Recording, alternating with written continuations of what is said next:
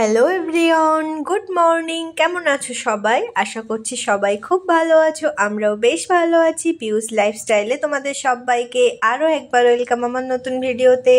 আর আজকে সকালের ব্রেকফাস্ট নিয়েই কিন্তু তোমাদের সামনে চলে এসেছি। এই যে আমাদের জন্য একটা গোলা রুটি বানিয়ে নিয়েছি, আর কিছু ব্রেড ছিল, সেগুলো দিয়ে একটু বাটার লাগিয়ে ধৃতাংশুর পাপার জন্য সকালের নাস্তা বানিয়ে প্যাক করে দিয়েছি। আর ঘরে কলা ছিল, সেটাও দিয়ে দিয়েছি ওর পাপার জন্যে। আর ধৃতাংশু আমি এটাই খেয়ে নেব এখন। আর তারপরে চলে আসলাম দুপুরের রান্নার দিকে। এই যে দেখছো আমি পেঁপে ফালি ফালি করে কেটে রেখেছি। আসলে পেঁপে শুক্তো করব, একটু টাইট টাইট করব। আর গত রাতে আমি করে রেখেছিলাম বাটার চিকেন, সেটাও একটু গরম করে নিয়েছি। তো এই দুটো সবজি হলেই আমাদের দুপুরের খাওয়াটা ডান হয়ে যাচ্ছে। নতুন করে আমার আর কিছু বানাতে হচ্ছে না। আর এদিকে আমি পেঁপে শুক্তোটা বসিয়ে চলে এসেছিলাম ধৃতাংশুর কাছে। এখানে ক্যামেরাতে না ঠিকঠাক স্পষ্টভাবে আসছে না, আসলে হোয়াইট পেপারের উপরে ছোট্ট ছোট্ট কালার পেন্সিলের দাগ, তো সেই জন্য স্পষ্টভাবে দেখা যাচ্ছে না। আসলে এখানে ধৃতাংশু কিন্তু খুব সুন্দর করে গোল গোল করছিল, আমি ওকে দেখিয়ে দিচ্ছিলাম গোল গোল করার জন্যে। আর ও কিন্তু খুব সুন্দর করে গোল গোল করেছে। আমি ছোট করেও করতে বলছি, ছোট করে খুব একটা ভালো পারছে না, কিন্তু বড় বড় সাইজের বেশ গোল্লা আঁকছিল এখানে। আমি সেটাই বারবার দেখানোর চেষ্টা করছি, কিন্তু ঠিকভাবে আর কি ধরা পড়ছে না ক্যামেরাতে। আর এভাবেই কিন্তু আমি রান্নাটাও করতে থাকি, আর ওর সাথেও একটুখানি টাইম দিই। পরে চলে গিয়েছিলাম ছাদে, সেখানে জামা কাপড়গুলো সব মেলে দিয়ে এসে ঘরে চলে এসেছি। এবার আমি সমস্ত ঘর পরিষ্কার পরিচ্ছন্ন করব। আর ঘুম থেকে উঠেই বিছানাটা গুছিয়ে নিয়েছিলাম, কারণ ধৃতাংশুর সমস্ত খেলাধুলা সবে বিছানার উপরেই, যে কারণে সকাল সকাল উঠেই আগে বিছানাটা পরিষ্কার করে নিয়েছিলাম। এবার ঘর দুয়ার সমস্ত পরিষ্কার পরিচ্ছন্ন করব, যে কারণে আমি ধৃতাংশুকে এই যে একটা কলা দিয়েছি, এখানে শুয়ে শুয়ে বসে বসে খাচ্ছিল, আর আমি ততক্ষণে ঘরের কাজগুলো সেরে নিচ্ছিলাম। এই সময়টাতে ধৃতাংশুরও স্নান হয়ে গেছে, আমারও স্নান হয়ে গেছে। আর ওই যে দেখতে পাচ্ছ বালতিতে জল গরম বসিয়ে রেখেছি, ওর পাপা বাড়িতে আসবে, এসে স্নান করবে সেই জন্যে। আর আমি ধৃতাংশুর জন্যে খাবারও নিয়ে চলে এসেছি, ওকে খাইয়ে দেব। আর ছেলে তো আমার খুবই ব্যস্ত, তার খেলা নিয়ে এই ব্লগগুলো আমার কাছ থেকে বার করে নিয়েছে। মানে স্নান করে এসেই ওর চোখে ওই ব্যাগটা পড়েছে, সঙ্গে সঙ্গে বার করে দিতে হবে, তো বার করে দিয়েছি। ও এখানে বসে বসে খেলছিল, খাওয়ার প্রতি তার কোনো মুড নেই। আর প্রতিদিনের মতো খাবারটা শেষ হতে না হতেই কিন্তু তার পাপা চলে এসেছে। আর এই যে তার জন্য 2 রকম খাবার নিয়ে এসেছে, আর সে তো ভীষণই এক্সাইটেড খাবার পেয়ে। সে কি করবে দিশাহারা হয়ে গেছে, বুঝতেই পারছে না। আমি বারবার খাবারটা একটু নেওয়ার ভান করছি, নিতে যাচ্ছি, আর ও কিন্তু দৌড়ে দৌড়ে চলে যাচ্ছে ওর খাবারটাকে বাঁচানোর জন্যে।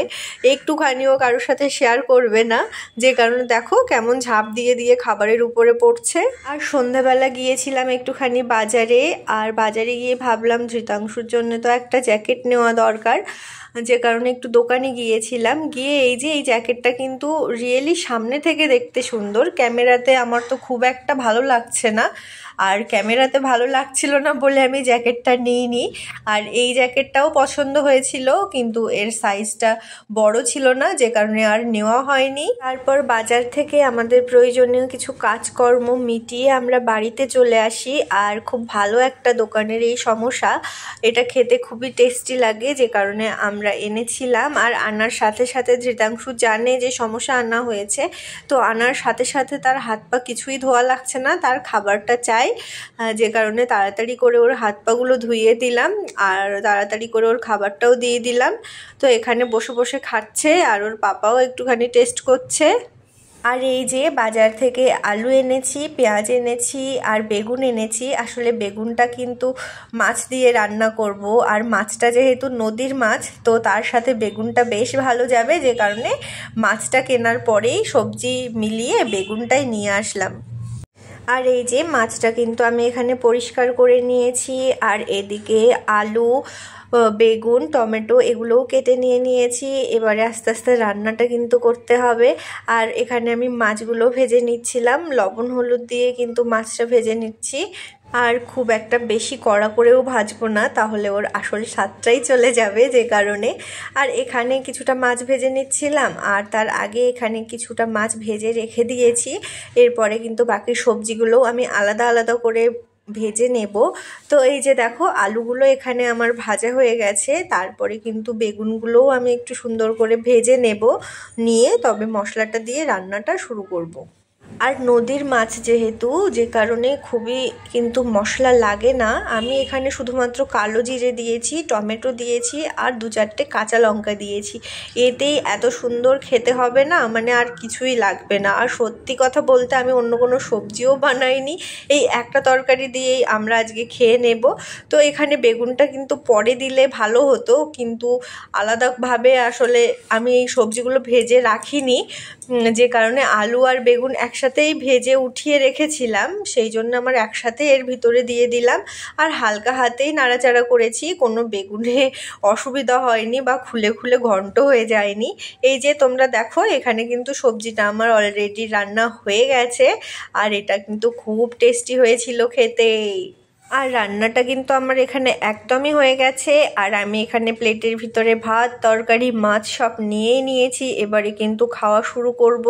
দেখতেই পাচ্ছ কেমন ধোঁয়া উঠছে, আমি তো আর সামলাতে পারছি না, আমার খুব জোর খিদে পেয়ে গেছে। তো যাই হোক, আজকের ভিডিওটা কিন্তু এখানেই শেষ করছি। কেমন লাগলো তোমরা কিন্তু অবশ্যই কমেন্ট করে জানাবে। ভালো থেকো সবাই, দেখা হবে নতুন কোনো ভিডিওর সাথে। ততক্ষণ সবাই ভালো থেকো, সুস্থ থেকো, সাবধানে থেকো।